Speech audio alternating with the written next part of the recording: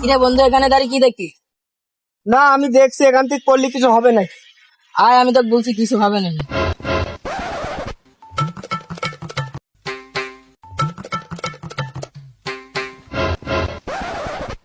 তাহলে আমি তোকে বলি কিশোর, মনে কর তুই যখন এখান থেকে লাভটা মারবি, তখন তুই মনে কর হয় ভাসতে ভাসতে পড়বি।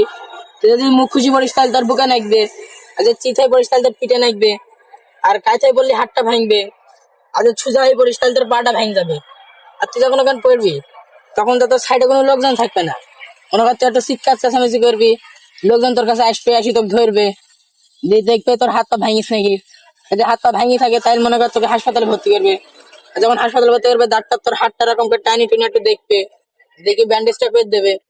ব্যান্ডেজ করি তারপরে তোকে যখন রিলিজ করবে, মনে কর তুই বাড়ি আসবি, আইসি তোর ধরে তখন বসে থাকা ছাড়া তোর কোনো কাজ নাই।